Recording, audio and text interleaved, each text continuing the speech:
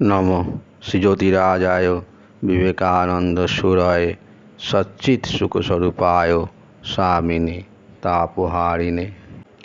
নমস্কার বন্ধুরা, অমৃতের সন্ধানে এই চ্যানেলের আরও একটি নতুন পর্বে আপনাদের সকলকে জানাই সাদর সুস্বাগতম।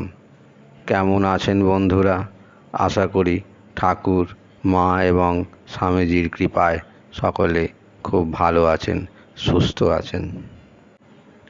আজ এই পর্বে আমরা বিবেকানন্দের ভারত পরিক্রমা সম্বন্ধে একটু জানব এবং আলোচনা করব। 1886 খ্রিস্টাব্দের 16ই আগস্ট মহানিশায় শ্রীরামকৃষ্ণ দেহত্যাগ করলেন। তার আগে শ্রেষ্ঠ ও প্রিয়তম শিষ্য নরেন্দ্রনাথকে তার নিজের সমস্ত শক্তি অর্পণ করে গেলেন। বুঝিয়ে দিলেন নরেন্দ্রনাথকে হতে হবে বিরাট বটগাছের মতো। সেই বটগাছের ছায়ায় সারা পৃথিবীর মানুষ আশ্রয় নেবে। শুধু নিজের মুক্তি নরেনের ব্রত হতে পারে না, চাই সকলের মুক্তি, সকলের কল্যাণ। আর বলে গেলেন একটি সন্ন্যাসী সংঘ প্রতিষ্ঠা করতে, যে সন্ন্যাসী সংঘকে আশ্রয় করে শ্রীরামকৃষ্ণের আদর্শ বেঁচে থাকবে। শ্রীরামকৃষ্ণের আদর্শ মানেই সনাতন ভারতের আদর্শ। সেই আদর্শকে বাঁচিয়ে রাখা দরকার, শুধু ভারতের প্রয়োজনে নয়, সারা পৃথিবীর প্রয়োজনে। শ্রীরামকৃষ্ণ দেহত্যাগের কয়েক মাস পরেই 1886 সালের 19 অক্টোবর বরানগর মঠ গড়ে উঠল। একটি পোড়ো বাড়ি, তাতেই গিয়ে জড়ো হলেন শ্রীরামকৃষ্ণের শিষ্য তরুণ সন্ন্যাসীরা। এই বরানগর মঠকেই শ্রীরামকৃষ্ণ সংঘের প্রথম মঠ বলা হয়। নেতা নরেন্দ্রনাথ মাঝে মধ্যেই এখান থেকে বেরিয়ে পড়তেন পরিব্রাজক সন্ন্যাসী হিসেবে। ভারতীয় সন্ন্যাসীদের চিরকালই ধারাই হলো তাই, পরিব্রাজক হয়ে ঘোরা। এই পরিব্রাজক জীবনে নরেন্দ্রনাথ তথা স্বামী বিবেকানন্দ ভারতকে খুব কাছে থেকে দেখেছেন, চিনেছিলেন। বিবেকানন্দ এর আগে দেখেছিলেন তাঁর গুরু শ্রীরামকৃষ্ণ ঈশ্বরময়, ঈশ্বরই তার জীবনের কেন্দ্র।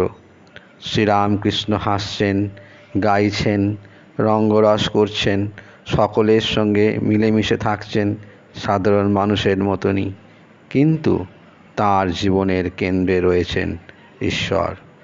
সেখানেই সাধারণ হয়েও শ্রীরামকৃষ্ণের অসাধারণত্ব। বিবেকানন্দ আবিষ্কার করলেন ভারতবর্ষ ঠিক রামকৃষ্ণেরই মতো। এদেশ যেন শ্রীরামকৃষ্ণের জীবনের প্রতিচ্ছবি, ধর্মই এদেশের প্রাণ। ভারতবর্ষ জাগতিক জীবনকে উপেক্ষা করেনি। অতীতে ভারতবর্ষ ধনসম্পদেও সমৃদ্ধিশালী ছিল। সেই জন্যই দলে দলে বিদেশিরা এসেছিল এদেশকে লুট করতে। কিন্তু ভারতবর্ষ জাগতিক উন্নতির চেষ্টা যখন করেছে, তখনও ধর্মকে কেন্দ্রে রেখেই তা করেছে। এই ধর্ম বা আধ্যাত্মিকতাই ভারতের বৈশিষ্ট্য, ভারতের শিল্পকলা, সাহিত্য, এক কথায় ভারতের সংস্কৃতির সম্পূর্ণটাই আধ্যাত্মিকতার রসে সম্পৃক্ত। ধর্ম বা আধ্যাত্মিকতাকে বাদ দিয়ে ভারতের সংস্কৃতিকে আস্বাদ করা যায় না। ভারত পরিক্রমা করতে গিয়ে বিবেকানন্দ এই আবিষ্কার করলেন, ধর্মই ভারতের শক্তি, ভারতের সম্পদ। আর কোথায় ভারতের দুর্বলতা? দেখলেন তার তালিকা ছোট নয়। জনসাধারণের দারিদ্র্য, নারী জাতির দুরবস্থা, শিক্ষার অভাব, জাতিভেদ প্রথাকে ধর্ম বলে প্রচার এবং সেই ছলে উচ্চ বর্ণের মানুষের নিম্ন বর্ণের মানুষের ওপর অত্যাচার ইত্যাদি, এসবই ভারতবর্ষকে দুর্বল করেছে। তাহলে উপায় কি? কোন পথে ঘটবে ভারতবর্ষের পুনর্জন্ম? পথের সন্ধান এলো বিবেকানন্দের অন্তর থেকেই। কন্যাকুমারিকার শিলাখণ্ডে বসে বিবেকানন্দ ধ্যানে বসলেন। কার ধ্যান করলেন? বিবেকানন্দ সন্ন্যাসীদের মধ্যে ব্যতিক্রম। কন্যাকুমারিকায় তিনি যে ধ্যান করলেন তাও অদ্ভুত। ঈশ্বরের ধ্যান করলেন না, তিনি ধ্যান করলেন ভারতবর্ষের। তাঁর চোখের সামনে ভারতবর্ষের ইতিহাসের সব কটা পাতাই যেন খুলে গেল।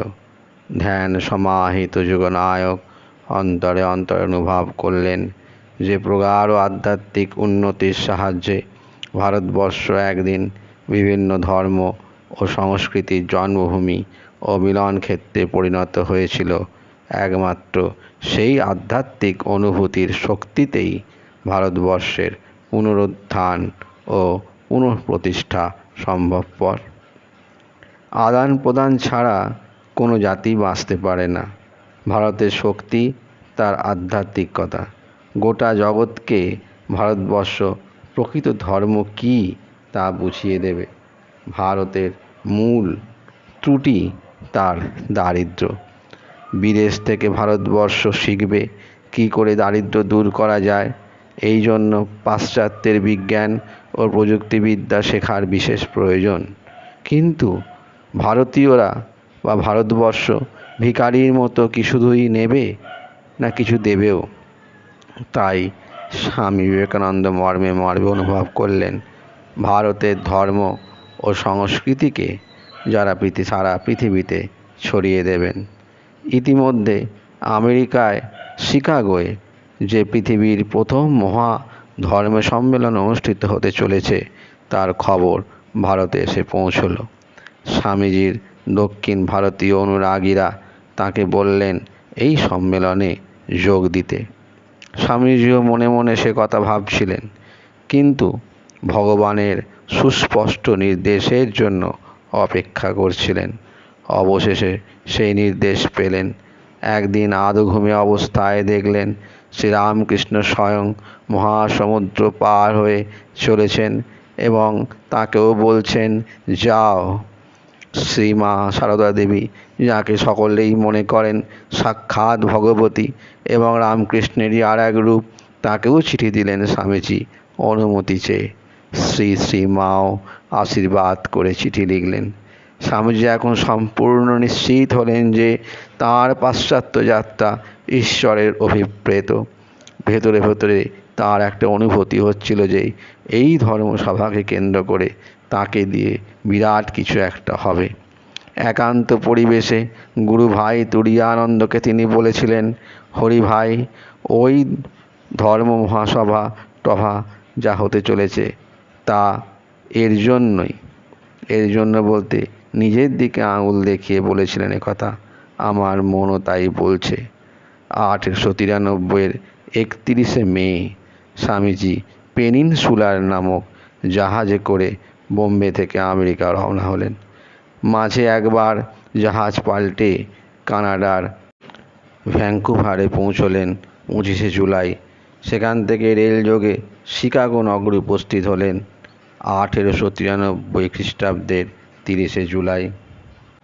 শিকাগো ধর্ম সম্মেলনে যোগ দেওয়ার পথে প্রাথমিকভাবে বেশ কিছু বাধাবিঘ্ন দেখা দিল, কারণ ধর্মসভায় যোগ দেবার শেষ তারিখ পার হয়ে গিয়েছিল এবং তার সাথে কোনো পরিচয়পত্র ছিল না।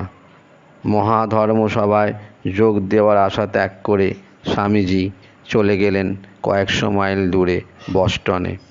সেখানে খরচ অনেক কম। বস্টনেই তার পরিচয় হলো হার্ভার্ড বিশ্ববিদ্যালয়ের অধ্যাপক রাইটের সঙ্গে। স্বামীজির প্রতিভায় মুগ্ধ হয়ে যিনি বলেছিলেন, আপনার কাছে পরিচয়পত্র চাওয়ার অর্থ হচ্ছে সূর্যকে জিজ্ঞাসা করা তার কিরণ দেওয়ার অধিকার আছে কিনা। ধর্ম মহাসভার উদ্যোক্তাদের কাছে স্বামীজির জন্য তিনি একটি পরিচয়পত্র লিখে দিলেন। তাতে লিখলেন, ইনি এমন একজন ব্যক্তি, আমেরিকার সমস্ত অধ্যাপকদের পাণ্ডিত্যকে একত্র করলেও এর পাণ্ডিত্যের সমান হবে না। পরিচয়পত্র নিয়ে স্বামীজি আবার শিকাগোয় এসে পৌঁছলেন 9ই সেপ্টেম্বর 1893 সাল সন্ধ্যায়। আজ তবে এইটুকুই থাক বন্ধুরা। খুব শীঘ্র পরবর্তী ভিডিওতে আপনাদের সঙ্গে কথা হবে। ভিডিওটি ভালো লাগলে অবশ্যই একটি লাইক দেবেন। আপনার কোনো কমেন্ট করার থাকলে করবেন। যে সকল দর্শক শ্রোতা বন্ধুরা ইতিমধ্যে আমাদের এই অমৃতের সন্ধানে নামক চ্যানেলটিকে সাবস্ক্রাইব করেছেন, তাদের সকলকে জানাই অসংখ্য ধন্যবাদ। যারা এই চ্যানেলের ভিডিওগুলি দেখেছেন কিন্তু কোনো কারণে চ্যানেলটিকে সাবস্ক্রাইব করতে পারেননি, তাদের সকলের কাছে অনুরোধ, এই চ্যানেলটিকে সাবস্ক্রাইব করে আমাদের পাশে থাকুন। আপনারা সকলে ভালো থাকুন, সুস্থ থাকুন। নমস্কার, ধন্যবাদ।